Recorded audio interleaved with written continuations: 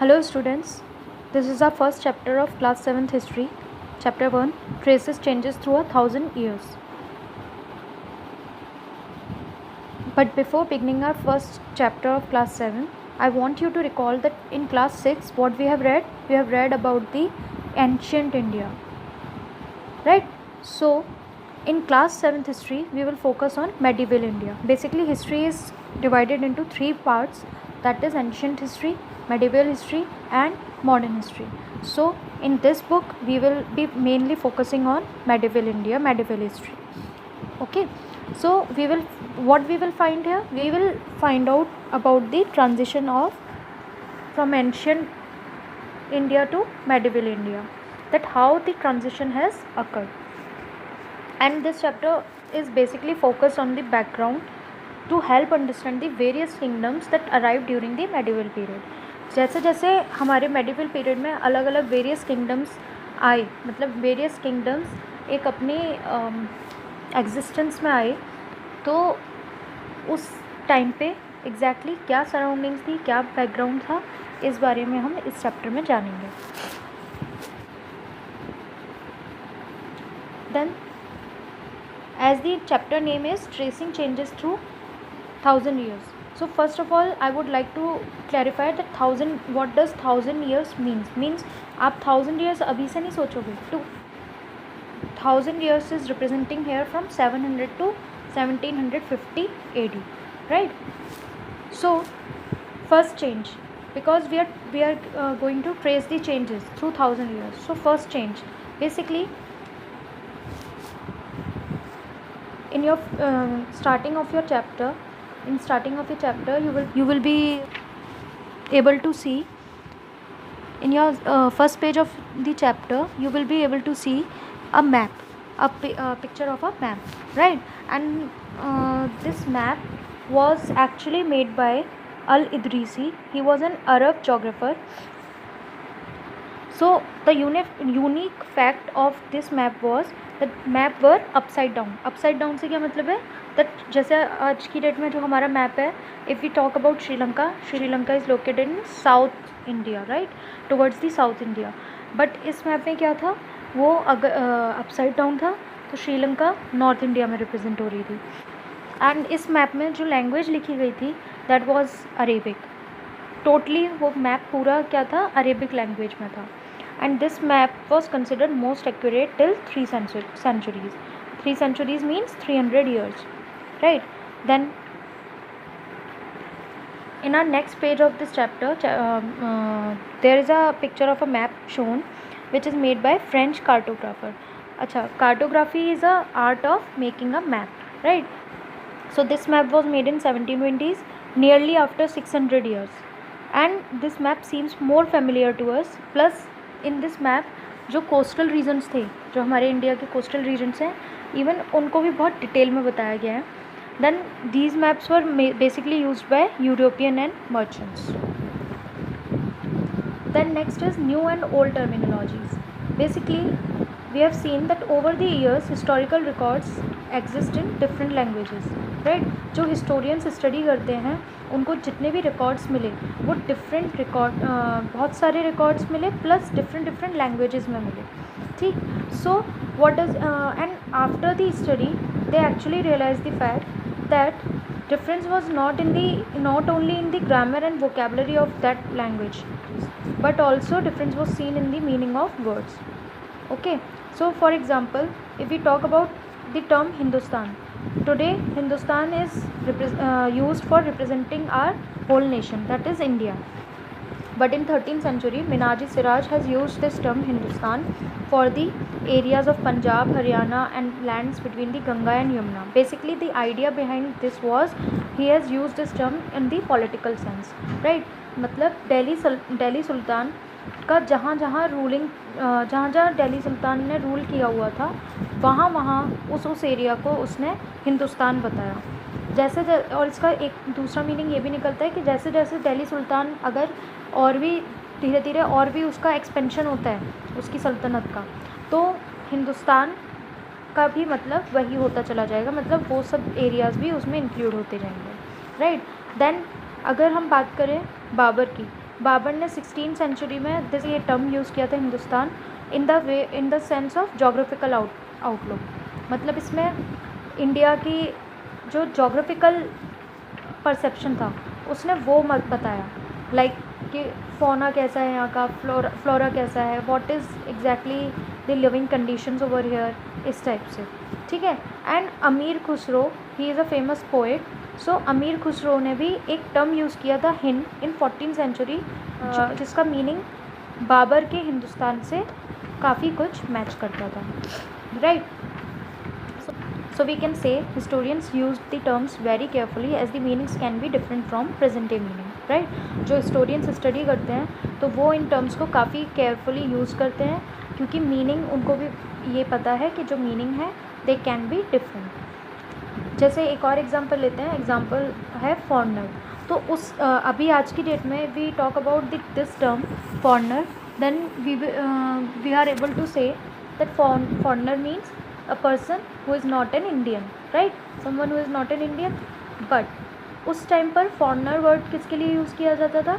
The person who is an outsider for a particular society or a village. मतलब अगर आप same village से belong करते हो, irrespective of your caste or religion whatever, अगर आप सेम विलेज से बिलोंग करते हो तो you are not foreigner to each other. But if you are belonging to a different village, you are an outsider for some particular village, तो उस village के लिए आप फॉरनर कहलाए जाओगे, या फिर हिंदी में परदेसी और पर्शियन लैंग्वेज में अजनबी।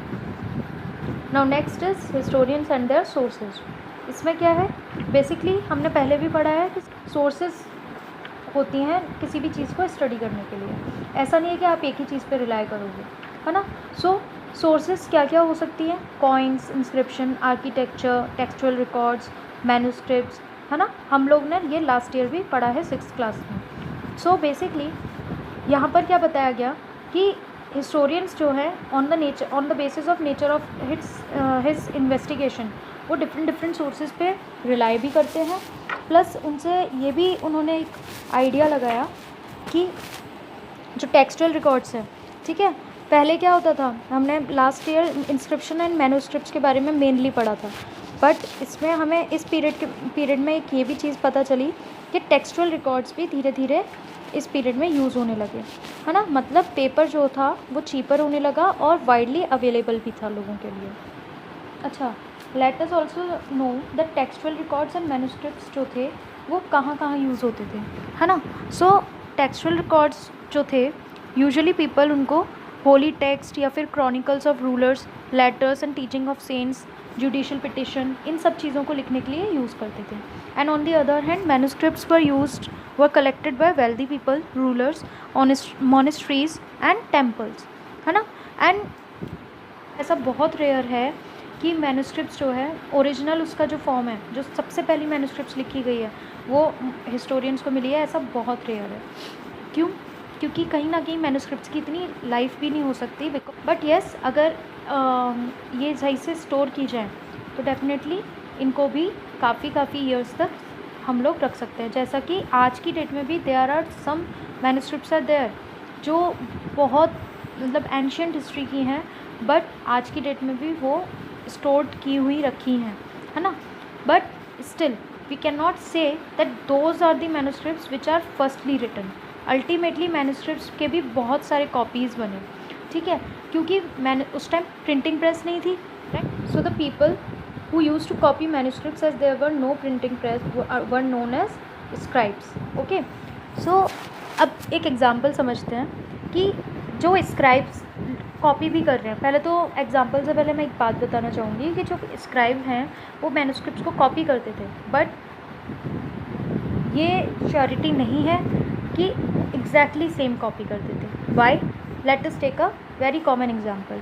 जब आप अपने ऊपर रख के सोचिए, जब आप लोग का किसी का अगर काम इनकम्प्लीट रह जाए, किसी सब्जेक्ट का वर्क इनकम्प्लीट है और आपने अपने फ्रेंड से कॉपी बोरो की and then you are copying that work in your notebook. So sometimes it happens कि आपको उसकी राइटिंग समझ में नहीं आ रही है, कोई पर्टिकुलर वर्ड या लेटर उसका समझ में नहीं आ रहा, तो आप क्या करते हो, आप सेम वैसे ही डिज़ाइन बना देते हो, है ना। सो यही स्क्राइब करते थे कि उनको मैन्युस्क्रिप्ट जो भी वो कॉपी कर रहे हैं, तो कभी कभी उनको चीज़ें नहीं समझ में आ रही हैं, तो वो जो उनको जैसे भी अपनी अंडरस्टैंडिंग के बेसिस पे वो मैन्युस्क्रिप्ट में मॉडिफाई कर देते थे। तो उसका इससे क्या मतलब हुआ कि ओवर द ईयर्स ये चीज़ हम कह सकते हैं कि मैन्युस्क्रिप्ट्स में काफ़ी जो इन्फॉर्मेशन एक्चुअल में प्रोवाइड की गई थी और जो इन्फॉर्मेशन बहुत कॉपीज़ कर करके जो कॉपी निकली और आगे फॉरवर्ड होती गई, वो इन्फॉर्मेशन में वेरिएशन काफ़ी हो सकता है, right. And that's why historians को, अगर उनको एक ही टाइम पीरियड की मैन्युस्क्रिप्ट्स काफ़ी उनको मिली हैं, तो वो सिर्फ ऐसा नहीं करते हैं हिस्टोरियंस की एक मैन्युस्क्रिप्ट को स्टडी किया और कंक्लूजन लिख दिया, नहीं। इनफैक्ट वो अगर उनके पास 15 मैन्युस्क्रिप्ट्स अवेलेबल हैं, तो वो 15 मैन्युस्क्रिप्ट्स को स्टडी करेंगे, जिससे कि वो ये आइडिया लगा पाएँ कि ओरिजिनली मैन्युस्क्रिप्ट्स में एग्जैक्टली क्या बोला गया होगा, right. Then let us talk about some innovations. देन उस टाइम कुछ इनोवेशंस भी देखे गए, मतलब लाइफस्टाइल में चेंज देखा गया। मतलब पहले लोग फॉरेस्ट लाइफस्टाइल जी रहे थे, देन उनका शिफ्ट हुआ एग्रीकल्चरल लाइफस्टाइल में। Persian wheel was used in that period for irrigation, firearms were also used in that period for combat. Then new crops and beverages were introduced like potatoes, corn, chilies, tea, coffee. Okay. Then social groups का क्या मतलब है? Rajput, Maratha, Sikh, Jat, Ahoms, guys, मतलब इस type के अलग अलग groups देखने को मिले उस टाइम, ठीक है। राजपूत जो है वो किस वर्ड से बना है? राजपुत्र means son of a ruler. Then social differentiation were also notice that time, means people were grouped into जाति, sub caste, right, and they were ranked on the basis of their backgrounds and their occupation. That कौन सी जाति किससे ऊपर है, ये वाली बात कहाँ से, किस चीज़ से इन लोगों ने डिपिक्ट करना शुरू किया? On the basis of their backgrounds and occupation. Then जातीज़ जो थी वो own rules and regulations form करती थी, एंड उन रूल्स एंड रेगुलेशन को कौन एनफोर्स कराता था? कि panchayat, leader of that group.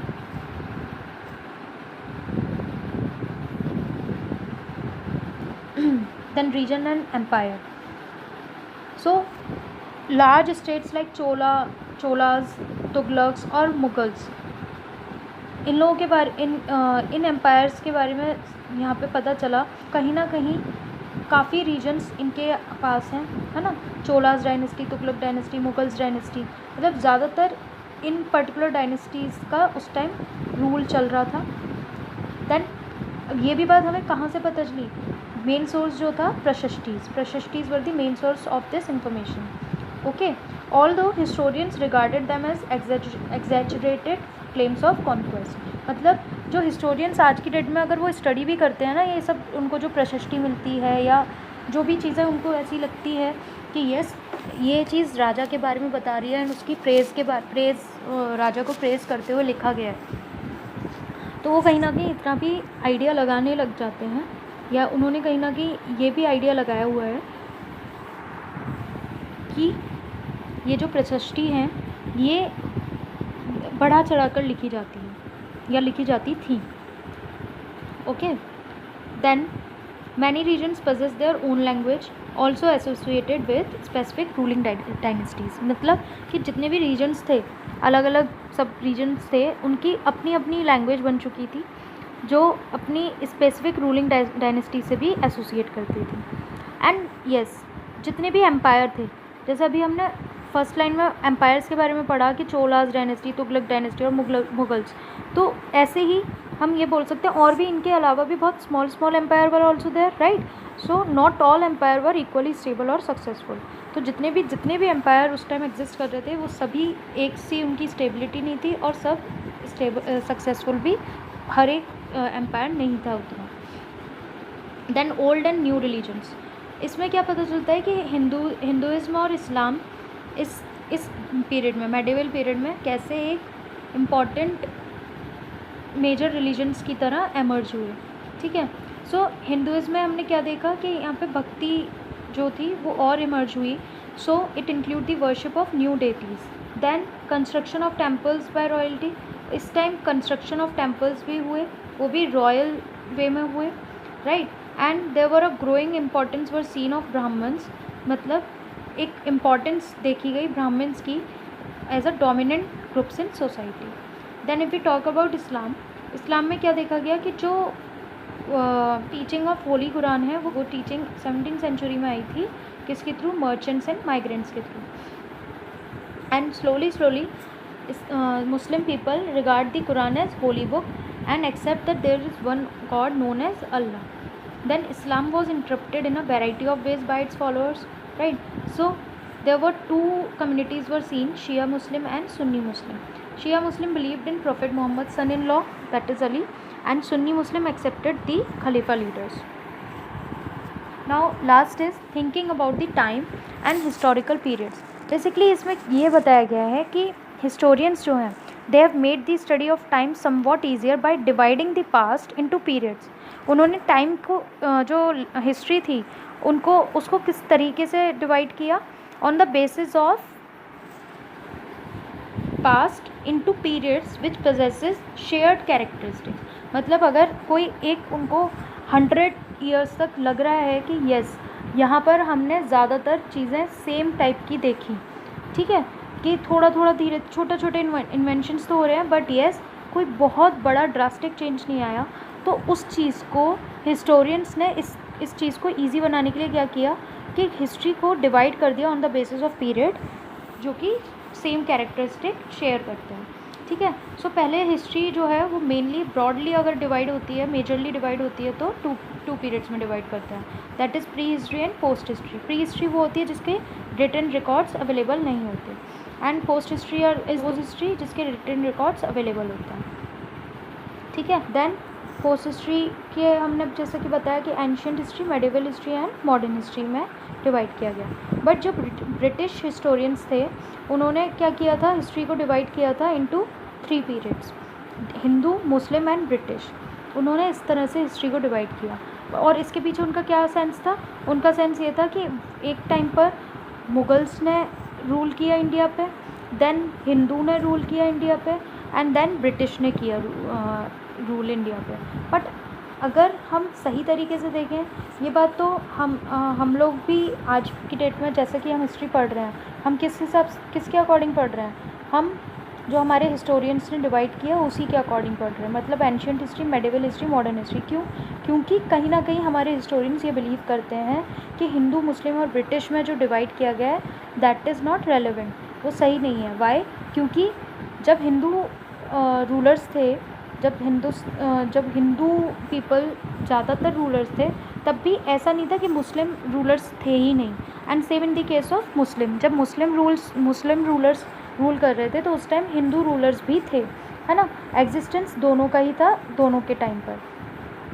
तो हम एक को ही सिर्फ मेजरली बोल नहीं सकते कि yes this was the time period of Hindu people, Hindu rulers, और this was the time period of Muslim rulers, right. And then इसी वजह से हम लोग ancient history, medieval history and modern history की फॉर्म में हिस्ट्री पढ़ते हैं, right. So this was it, this was your chapter. I hope आपको समझ में आया होगा। एंड वन मोर थिंग, ये वीडियो सिर्फ एक बार नहीं देखनी है, आपको रिपीटेडली देखनी है जिससे कि आपको कंसेप्ट क्लियर होते जाए, राइट। एंड बुक रीड करिए, साथ के साथ ई बुक डाउनलोड कर लीजिए, सो आप इजीली दोनों को रिलेट कर पाएंगे, है ना। सो थैंक यू, मिलते हैं नेक्स्ट वीडियो में, तब तक के लिए कीप स्माइलिंग।